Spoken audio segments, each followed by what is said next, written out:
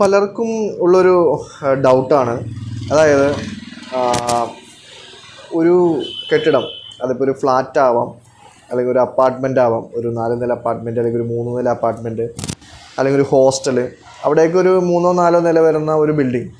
ആ ബിൽഡിങ്ങിൽ നമുക്ക് വൈഫൈ കണക്ഷൻ എടുക്കുമ്പോൾ, അതായത് ബ്രോഡ്ബാൻഡ് കണക്ഷൻ എടുക്കുമ്പോൾ എത്ര കണക്ഷൻ എടുക്കണം? അതായത് നമുക്കറിയാം, ഇപ്പോൾ ഒരു 4 നില ബിൽഡിംഗ് ആണ്, ഒരു അപ്പാർട്ട്മെൻറ്റാണ്, അല്ലെങ്കിൽ ഒരു ഹോസ്റ്റലാണെങ്കിൽ അവിടെ സംബന്ധിച്ചിടത്തോളം ഒരു വൈഫൈ നമ്മൾ ഗ്രൗണ്ട് ഫ്ലോറിൽ വച്ചാൽ തീർച്ചയായിട്ടും നമുക്ക് ആ ഒരു 4 ഫ്ലോർ കിട്ടില്ല. അപ്പോൾ അങ്ങനെ വരുന്ന അവസരങ്ങളിൽ നമ്മൾ എന്താണ് ചെയ്യേണ്ടത് എന്നാണ് നമുക്കിന്ന് നോക്കുന്നത്.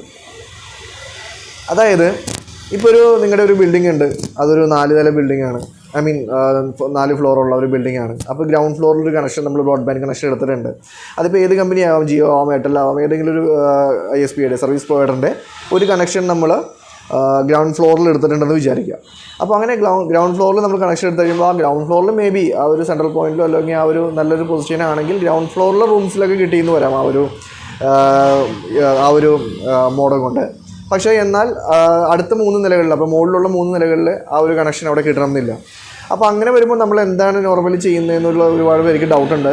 പലവരും ഇത് നമ്മൾ ഓരോ കണക്ഷൻ, അതായത് ഇപ്പോൾ ഒരു കണക്ഷൻ ഗ്രൗണ്ട് ഫ്ലോറിൽ, സെക്കൻഡ് ഫ്ലോറിലൊന്ന്, തേർഡ് ഫ്ലോറിലൊന്ന്, ഫോർത്ത് ഫ്ലോറിലൊന്ന്, അങ്ങനെ 4 കണക്ഷനായിട്ട് എടുക്കുന്ന ആൾക്കാരുമുണ്ട്. അതിന് പുറമെ ഓരോ കണക്ഷൻ, ഇപ്പോൾ ഒരു 4 ആണെങ്കിൽ 2 ഫ്ലോറിന് വേണ്ടി ഒരു കണക്ഷൻ, പിന്നുള്ള 2 ഫ്ലോറിന് വേണ്ടി പിന്നൊരു കണക്ഷൻ, അപ്പോൾ അങ്ങനെ 2 കണക്ഷനായിട്ട് എടുക്കുന്നവരുണ്ട്. അപ്പോൾ ഇതെങ്ങനെ എടുത്താൽ ഇത് എല്ലാവർക്കും വൈഫൈ റേഞ്ച് കിട്ടും എന്നുള്ളത് എപ്പോഴും ഒരു ചോദ്യചിഹ്നമാണ്. പലരും ഈ ഹോസ്റ്റലിൽ നടത്തുന്ന സാധാരണക്കാരനായിട്ടുള്ള ഒരുപാട് ആളുകളുണ്ട്.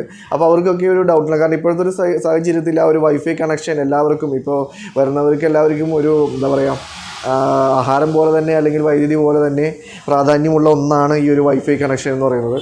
അപ്പോൾ അതുകൊണ്ട് തന്നെ എങ്ങനെ വൈഫൈ കണക്ടിവിറ്റി സാധ്യമാക്കാവുന്നുണ്ട്. അപ്പോൾ പലവരും ഇങ്ങനെ ഓരോ എക്സ്ട്രാ കണക്ഷൻസ് എടുത്ത്, അതായത് ഒന്നിലധികം കണക്ഷൻസ് അങ്ങനെ എടുക്കുമ്പോൾ എന്താ പ്രശ്നം എന്ന് വെച്ചിട്ടുണ്ടെങ്കിൽ നമുക്ക് ആ ഒരു മാസം ആ ഒരു പേയ്മെൻറ്റ് നമുക്ക് അടയ്ക്കേണ്ടതായിട്ട് വരും. അതായത് എല്ലാ മാസവും ഈ ഒരു പേയ്മെൻറ്റ് വെച്ചിട്ട് നമ്മളത് കൊടുക്കേണ്ടതായിട്ട് വരും. അപ്പോൾ 3 കണക്ഷനോ 4 കണക്ഷൻ എടുത്താൽ ഈ 4 കണക്ഷനും ഫോർ എക്സാമ്പിൾ 1000 രൂപ വെച്ചാൽ കൊടുക്കുന്നെങ്കിൽ 4000 രൂപ വെച്ച് നമുക്ക് ആ ഒരു ഓരോ മാസവും നമുക്ക് ആ ഒരു വൈഫൈ എക്സ്പെൻസിന് വേണ്ടി നമ്മളുടെ ബിൽഡിങ്ങിലും പോകും. അപ്പോൾ അത് ചെയ്യാൻ പറ്റുന്നതെന്ന് വെച്ചിട്ടുണ്ടെങ്കിൽ നമുക്കറിയാം, നമ്മളൊരു നോർമലി വൈഫൈ റൂട്ടേഴ്സ് വഴി എക്സ്റ്റെൻഡ് ചെയ്യാം. വൈഫൈ റൂട്ടേഴ്സ് വഴി എക്സ്റ്റെൻഡ് ചെയ്യാമെന്ന് വെച്ചിട്ടുണ്ടെങ്കിൽ വയർലെസ് എക്സ്റ്റൻഷൻ അല്ല, വയേർഡ് എക്സ്റ്റൻഷനാണ് നമുക്ക് ഈ ഒരു വൈഫൈ വെച്ച് ചെയ്യേണ്ടത്. അതായത് വയർ വലിച്ച് തന്നെ നമ്മുടെ ഗ്രൗണ്ട് ഫ്ലോറിലാണ് ഈ റൂട്ടർ ഇരിക്കുന്നതെങ്കിൽ അവിടെ നിന്ന് നമ്മളൊരു സ്വിച്ച് വയ്ക്കുക. സ്വിച്ച് വെച്ചിട്ടാണെങ്കിൽ ആ ഒരു സ്വിച്ചിൽ കണക്ട് ചെയ്തതിന് ശേഷം ആ സ്വിച്ചിൽ നിന്ന് നമ്മൾ ഓരോ ഫ്ലോറിലോട്ടും കേബിൾ വലിച്ച് അവിടെ എല്ലാം ഓരോ റൂട്ടർ വെച്ച് വയ്ക്കുകയാണെങ്കിൽ നമുക്ക് നല്ല സ്പീഡ്, അതായത് താഴെ കിട്ടുന്ന പോലെ തന്നെ സ്പീഡും മുകളിൽ കിട്ടും. പലവരും പറയും അതിൻ്റെ ബാൻഡ് വിത്ത് ഇഷ്യൂസും കാര്യങ്ങളും ഒരിക്കലും ഇല്ല. നമ്മൾ വയേർഡ് വലിച്ചാണ് കൊടുക്കുന്നത്, നല്ല റൗട്ടേഴ്സാണ് വയ്ക്കുന്നതെങ്കിൽ തീർച്ചയായിട്ടും ആ ഒരു കണക്ഷൻസിൻ്റെ സ്പീഡ് നമുക്ക് കിട്ടും. പക്ഷേ ഒരു കാര്യം മാത്രം ശ്രദ്ധിക്കുക, വയേർഡായിട്ട് കൊടുക്കുക. വയേർഡായിട്ട് ഈവൻ സ്വിച്ച് വെച്ച് കൊടുക്കുന്നുണ്ടെങ്കിൽ അത്രയും നല്ലത്. സ്വിച്ച് വെച്ച് വയേർഡായിട്ട് കൊടുക്കുക. ഇല്ലെങ്കിൽ റൗട്ടർ ടു റൗട്ടർ എക്സ്ചേഞ്ച് ചെയ്യുന്നവരുണ്ട്. അതായത് ഒരു റൗട്ടറിൽ, അതായത് ഗ്രൗണ്ട് ഫ്ലോറിൽ നിന്ന് ഫസ്റ്റ് ഫ്ലോറിലോട്ട് ഒരു റൗട്ടർ വയ്ക്കുക, ഫസ്റ്റ് ഫ്ലോറിൽ റൗട്ടർ വയ്ക്കുക, എന്നിട്ട് ആ റൗട്ടറിൽ നിന്ന് സെക്കൻഡ് ഫ്ലോറിലോട്ട് വയ്ക്കുക. അങ്ങനെ റൗട്ടർ ടു റൗട്ടർ ചെയ്യുന്നവരുണ്ട്. അത് ചെയ്യുന്നതിൽ കുഴപ്പമൊന്നുമില്ല. പ്രോപ്പറായിട്ട് കോൺഫിഗർ ചെയ്യാൻ പഠിക്കുക. കാരണം വെച്ചിട്ടുണ്ടെങ്കിൽ റൗട്ടർ ടു റൗട്ടേഴ്സ് കൊടുക്കുമ്പോൾ IP കോൺഫ്ലിക്റ്റ് പോലുള്ള തകരാറുകളൊക്കെ ഉണ്ടാകാറുണ്ട്. അപ്പോൾ അതൊന്നും ഇല്ലാത്ത വിധത്തിൽ കോൺഫിഗറേഷൻ ചെയ്ത് പ്രോപ്പറായിട്ട് കൊടുക്കുകയാണെങ്കിൽ റൗട്ടർ ടു റൗട്ടർ കൊടുത്താലും മതി. അത്രയും കേബിളും ലാഭിക്കാം.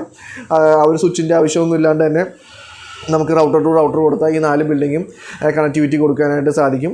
അപ്പോൾ ഇത്രയേ ഉള്ളൂ. നമ്മൾ ആ ഓരോ ഫ്ലോറിലും ഓരോ റൗട്ടേഴ്സ് ഇൻസ്റ്റാൾ ചെയ്യുക. അതായത് 1 by 1 ആയിട്ട് ഓരോ റൗട്ടേഴ്സ് ഇൻസ്റ്റാൾ ചെയ്ത് ഈ മെയിൻ റൗട്ടറിൽ നിന്ന് തന്നെ കണക്ടിവിറ്റി ഇട്ട് കൊടുക്കുക. അതിപ്പോൾ റൗട്ടറിൻ്റെ പൊസിഷനിങ് എവിടെ വേണം എന്നുള്ളത്, അതായത് എല്ലാവർക്കും റേഞ്ച് കിട്ടുമ്പോൾ ഒരു കോറിഡോർ പോലെയൊക്കെയാണ് ആ ഒരു നമ്മുടെ ആ ഒരു ബിൽഡിംഗ് ഉള്ളതെങ്കിൽ അതിൻ്റെ എവിടെ വെച്ചാൽ കൂടുതൽ റേഞ്ച് കിട്ടും എന്നുള്ളത് അവിടെ വരെയും കേബിൾ വലിച്ചിട്ട് അവിടെ ഒരു പവർ പോയിന്റ് വെച്ചിട്ട് നമ്മൾ ആ ഒരു റൗട്ടേഴ്സ് തന്നെ വയ്ക്കുക. പിന്നെ കുറച്ചുകൂടി അഡ്വാൻസ്ഡ് ആയിട്ടും കുറച്ചുകൂടി ഭംഗിയിലൊക്കെ ചെയ്യുന്നുണ്ട്, നല്ല വലിയ ഹോട്ടലാണ് അല്ലെങ്കിൽ അങ്ങനെ ചെയ്യുന്നവരൊക്കെ ചെയ്യണം എന്നൊക്കെ ഉണ്ടെങ്കിൽ നമുക്ക് കൂടുതലും ആക്സസ് പോയിൻറ്റ്സിലോട്ടൊക്കെ വേണമെങ്കിൽ പോകാം. നല്ല ഭംഗിയിലായിട്ട്, അതായത് PoE ഫംഗ്ഷനുള്ള ആക്സസ് പോയിൻറ്റ്സ് ഉണ്ട്. അതായത് നമുക്ക് ആ ഒരു പവർ ഓവർ എതർനെറ്റ്, അതായത് ആ ഒരു കേബിളിൽ കൂടി തന്നെ കറണ്ടും പോകുന്നത്. അതായത് അപ്പോൾ നമുക്ക് സെപ്പറേറ്റ് ഇലക്ട്രിക് പോയിൻ്റ് ഇലക്ട്രിക് പ്ലഗിന് വേണ്ടി അവിടെ നടക്കേണ്ട ആവശ്യമില്ല. അപ്പോൾ അങ്ങനെയുള്ള സ്ഥലങ്ങളിൽ നമുക്ക് ആ ഒരു PoE സിസ്റ്റമുള്ള ആക്സസ് പോയിൻറ്റ്സൊക്കെ ഉപയോഗിക്കുകയാണെങ്കിൽ വളരെ സിമ്പിളായിട്ട് തന്നെ നമുക്ക് ആ ഒരു നല്ല ഭംഗിയിലും ആക്സസ് പോയിൻറ്റ്സ് വെച്ച് ചെയ്യുകയാണെങ്കിൽ നമുക്ക് ആ ഒരു മൊത്തത്തിൽ വൈഫൈ കവറേജ് എടുക്കാനായിട്ട് സാധിക്കും.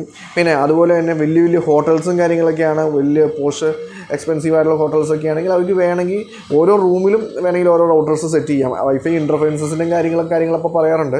പക്ഷേ എന്നാലും റൂം ബേസ്ഡ് നമ്മൾ സെറ്റ് ചെയ്താലും അധികം ഓൾറെഡി റൂമിൻ്റെ അകത്ത് നോക്കുമ്പോൾ അവർ കൺജസ്റ്റഡ് ആയതുകൊണ്ട് തന്നെ നമുക്കത് പുറത്തോട്ട് അധികം സിഗ്നൽസ് പോകാത്തതുകൊണ്ടും അധികം വൈഫൈ ഇൻ്റർഫറൻസ് അവിടെ വരില്ല റൂമിൻ്റെ അകത്ത് നോക്കുകയാണെങ്കിൽ. അപ്പോൾ റൗട്ടർ ടു റൗട്ടർ കൊടുക്കാനല്ല, ഈ റൗട്ടേഴ്സ് ഓരോ റൂമിലും ഓരോ റൗട്ടേഴ്സ് വെച്ച് കൊടുത്താലും വളരെ പെർഫെക്റ്റ് ആയിട്ട് തന്നെ അവർക്ക് ഉപയോഗിക്കും. യാതൊരുവിധ കംപ്ലയിൻസും നമുക്കപ്പോൾ പറയുകയില്ല, കേൾക്കുകയില്ല. കാരണം അത്ര പെർഫെക്റ്റ് ആയിരിക്കും ആ ഒരു റൂമിൽ നമ്മൾ, അല്ലെങ്കിൽ ആ ഒരു ഇപ്പോൾ ഒരു വീട്, ഒരു ഫ്ലാറ്റുകളാണെങ്കിൽ ഓരോ ഫ്ലാറ്റിലും ഓരോന്ന് വെച്ച് കൊടുക്കുകയാണെങ്കിൽ ബെറ്റർ ആയിരിക്കും. പക്ഷേ ഇതിനൊക്കെ ഈ ഒരു ഒറ്റ കണക്ഷനിൽ തന്നെ നമുക്ക് കൊടുക്കാനായിട്ട് സാധിക്കും. ഇതിനൊക്കെ ഓരോരോ കണക്ഷൻ എടുക്കേണ്ട ആവശ്യമില്ല. എന്നാൽ നമുക്ക് ആ ഒരു യൂസേഴ്സ് കൂടുന്നതനുസരിച്ച് വേണമെങ്കിൽ നമുക്ക് ആ ഒരു പ്ലാൻ കൂട്ടി കൊടുക്കാം. അതായത് 100 MB അല്ലെങ്കിൽ 1 Gbps വരെ ഉള്ള പ്ലാനുകൾ ഇപ്പോൾ ഇവിടെ ഉണ്ട്, നമ്മൾ എടുക്കുന്നുണ്ട്. അപ്പോൾ ISP സർവീസ് പ്രൊവൈഡറിനോട് ചോദിച്ച് കൂടുതൽ സ്പീഡ് നൽകുന്ന പ്ലാനുകൾ എടുക്കുന്നത് എപ്പോഴും നല്ലതായിരിക്കും. അല്ലാണ്ട് ഒരുപാട് കണക്ഷൻസ് എടുത്ത് കൂടേണ്ട ആവശ്യമില്ല. അപ്പോൾ ഈ ഒരു ഇൻഫർമേഷൻ നിങ്ങൾക്ക് നമ്മൾ ഫ്ലാറ്റ് നടത്തുന്നവർക്കോ അല്ലെങ്കിൽ ഹോസ്റ്റൽ നടക്കുന്നവർക്കൊക്കെ വളരെ ഉപകാരപ്പെട്ടൊരു ഇൻഫർമേഷനാണ്. നിങ്ങളൊരു എന്തായാലും ഇത്തരം കണക്ഷൻസ് എടുക്കുമ്പോൾ വൈഫൈ കവറേജ് ഇഷ്യൂസൊക്കെ വരുന്നുണ്ടെങ്കിൽ ഈ ഒരു കാര്യം ശ്രദ്ധിക്കുക. അപ്പോൾ നിങ്ങൾക്ക് മനസ്സിലായെന്ന് വിചാരിക്കും. എന്തെങ്കിലും ഡൗട്ട് ഉണ്ടെങ്കിൽ അല്ലെങ്കിൽ ഇത്തരം വർക്കുകളെ കുറിച്ച് എന്തെങ്കിലും റിലേറ്റഡ് ആയിട്ടുള്ള ഇഷ്യൂസ് ഉണ്ടെങ്കിലൊക്കെ കമൻറ്റ് ചെയ്തോ അല്ലെങ്കിൽ എൻ്റെ മൊബൈൽ നമ്പറിലായിരിക്കും അറിയാം, വാട്സപ്പ് ചെയ്ത് ചോദിക്കാവുന്നതാണ്. Thank you so much for watching the video. അടുത്ത വീഡിയോയിൽ വീണ്ടും കാണാം. Thank U.